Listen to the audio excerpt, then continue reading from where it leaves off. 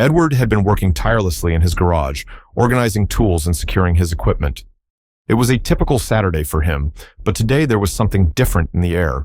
The autumn wind had started to pick up, and the chill of winter seemed to be creeping in early.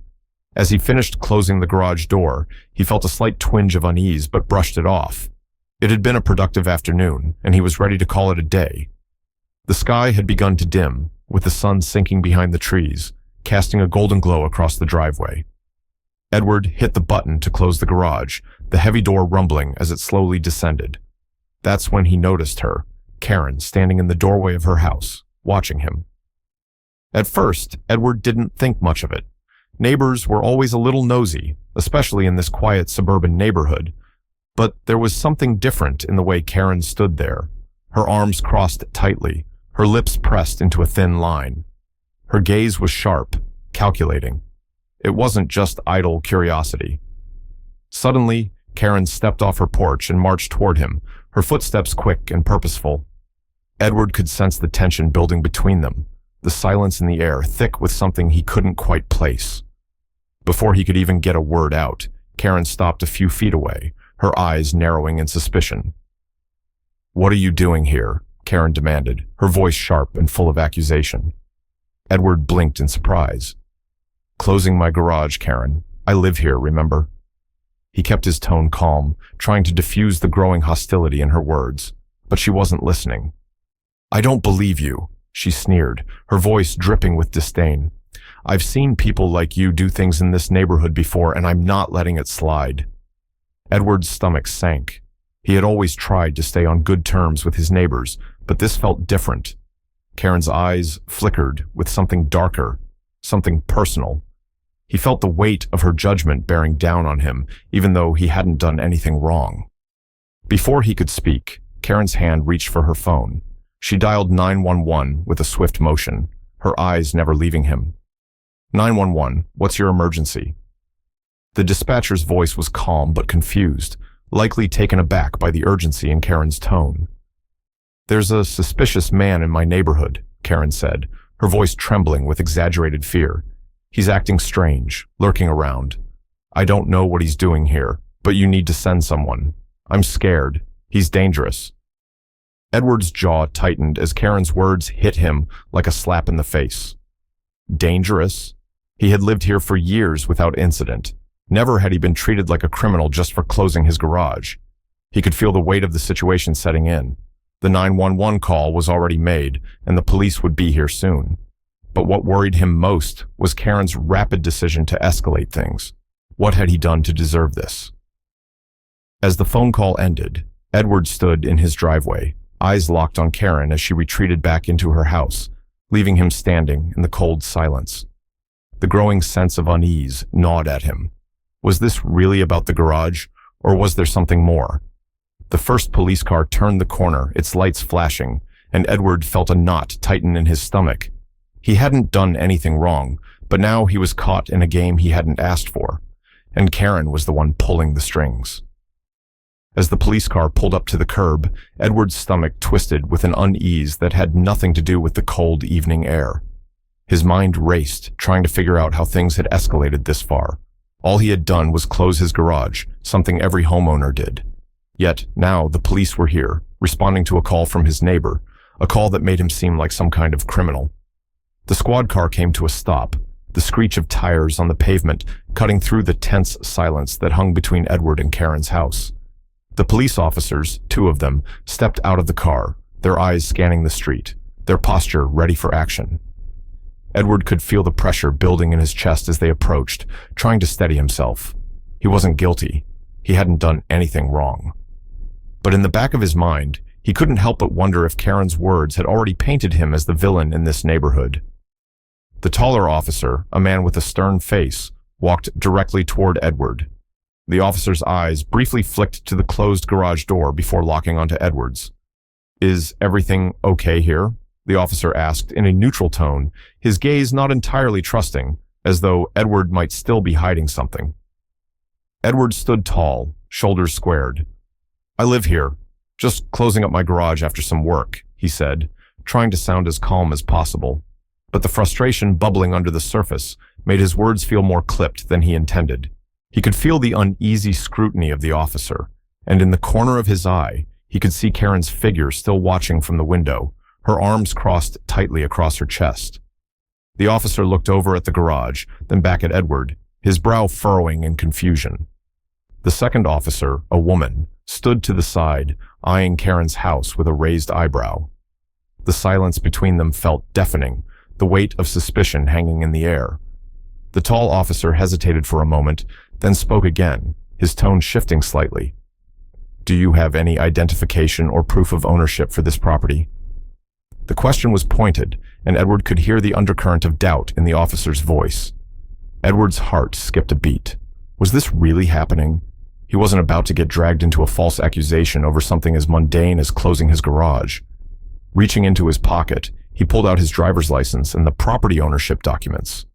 Without hesitation, he handed them over to the officer, his hands steady despite the rising tension. The officer glanced at the documents, scrutinizing them carefully. The woman officer, standing off to the side, quickly raised her radio to request verification. The moments that followed felt like they dragged on forever, but Edward forced himself to stay calm. His mind kept racing. Karen had done this. She had fabricated this entire story to make him seem like a threat, and now he had to clear his name. As the radio crackled, confirming the property information, both officers exchanged a glance. The shift in their demeanor was subtle, but it was enough for Edward to feel a flicker of relief. The male officer nodded slightly and spoke again, though his eyes were still fixed on Karen's house. "Everything checks out."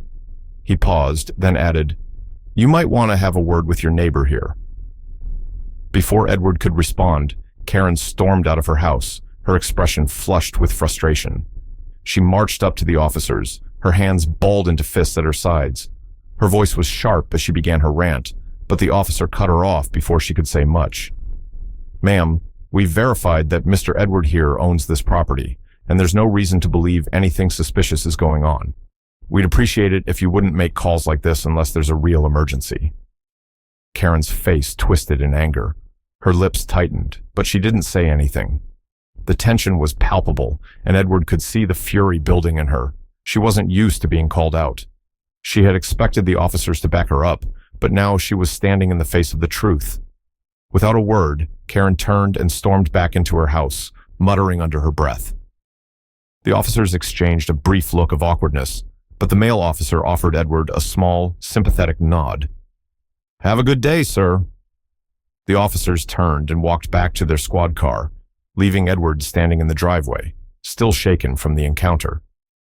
As the squad car pulled away, Edward let out a deep breath. It was over, for now. But the whole situation left him with an unsettling feeling. Karen hadn't just misunderstood him. She had tried to paint him as a threat, an enemy in his own home. But why? What was her angle? Edward stood for a long moment, staring at the now empty street. Something wasn't right. He couldn't shake the feeling that this was just the beginning. Edward sat down at his kitchen table, the weight of the afternoon still hanging heavily over him. He had gone through the motions, gathering the trash cans, preparing dinner, and trying to put the encounter with Karen behind him. But the more he thought about it, the more uneasy he became. Why had Karen called the police? Was it really just a misunderstanding, or was there something deeper at play? That night, as the evening quiet settled over the neighborhood, Edward found himself scrolling through public records online. He needed answers. The suspicion Karen had cast upon him had rattled him, and now he couldn't help but wonder if there was more to her accusations than met the eye. At first, his search yielded little more than some minor complaints from local news stories, nothing worth mentioning. But as he dug deeper into older police reports and court filings, the pieces began to fit together. There was a name he kept seeing in connection to various criminal activities, Karen Woodson. The name didn't mean much at first, but as he continued to dig, the pattern became undeniable. Petty thefts, fraud, and escalating violence over the years all pointed to the same person, Karen. She had been arrested multiple times, but much of her record had mysteriously been expunged, as though someone had carefully erased her past. Edward's pulse quickened. He kept reading through the files, each revelation more disturbing than the last. Karen's small-time crimes had escalated into much more serious offenses. The records showed she had been involved in violent altercations, fraud schemes, and even organized crime. She wasn't just a nosy neighbor or an angry woman. She was someone who had clearly managed to slip through the cracks of the law, shielded by some unknown force. As Edward read, he couldn't shake the chilling realization that Karen had been beyond dangerous for years. But what shocked him even more was her association with hate groups. Racist rallies, violent protests, and extreme ideology were a part of her history. He found references to her leading chants and participating in events that had turned violent. One event stood out. The details were hazy, but Karen had been involved in a rally that turned into a violent confrontation with counter-protesters. The images from the event were disturbing. Karen, leading the charge, spouting racist slurs and intimidating anyone who stood against her. Edward leaned back in his chair, his breath shallow. This wasn't just a woman with a chip on her shoulder. Karen had built a life out of hate and manipulation, and he had unknowingly become her next target. But what troubled him the most was the realization that her behavior wasn't just random. It was calculated. She wasn't acting out of a simple personal vendetta. Her hatred had a much deeper root. It was racial, and it had been simmering for years. Edward now understood that Karen's accusations against him weren't just a random act of anger. They were personal. To her, he wasn't just a neighbor. He was a symbol of everything she despised. Her harassment wasn't just about being a bother in the neighborhood. It was a calculated attack, designed to make him feel unsafe in his own home. But Edward wasn't just going to sit back and let her drag him into her world of lies and hatred. Armed with this new knowledge, he made up his mind. He wasn't going to let Karen get away with this again. He spent the rest of the night gathering evidence, organizing his thoughts, and preparing for what would come next. Karen had tried to accuse him, but now he had the truth on his side. The police might have brushed it off this time, but he was done being silenced. The next morning, Edward felt a renewed sense of resolve. He wasn't going to let Karen's baseless accusations slide. Armed with the knowledge he had uncovered, he was determined to expose the truth. As he stepped outside, Edward saw Karen on her porch, glaring at him with suspicion. Taking a deep breath, he walked toward her with purpose. He wasn't intimidated anymore. "Karen, we need to talk," Edward said calmly, but with a sharp edge in his voice. Karen tensed, her eyes narrowing. "What now?" "I've done some digging," Edward continued. "You've been manipulating people in this neighborhood, spreading lies, and trying to paint me as a threat. The truth is, you're the one with a history of violence, fraud, and hate." Karen froze, her face shifting from anger to disbelief. "What are you talking about?" she demanded, her voice trembling. Edward handed her the documents he'd found, detailing her criminal past and ties to hate groups. Her face paled as she looked through the evidence. "You can't do this," she muttered weakly, but Edward wasn't backing down. "I've seen everything, Karen. You've been hiding behind your good neighbor reputation. But now, the truth is out." Before Karen could react, Edward turned to the officers who had arrived in response to his call. He handed them the evidence, explaining the situation. The male officer reviewed the documents and said, "Karen Woodson, we have enough evidence to charge you with filing false reports, harassment, and hate speech. You're under arrest." Karen screamed in outrage as the officers restrained her, but it was too late. The truth had been revealed. As she was taken away, Edward felt a sense of satisfaction. He had exposed Karen's toxic influence on the community, and now he could finally breathe easy. What do you think about Edward's bravery in standing up to Karen? Do you believe he did the right thing by exposing her dark past? Drop your thoughts in the comments below. If you think justice was finally served, hit that like button. Make sure to subscribe and turn on notifications so you never miss another incredible story of truth prevailing over hate. Share this story with a friend who needs to hear that the truth always comes out in the end.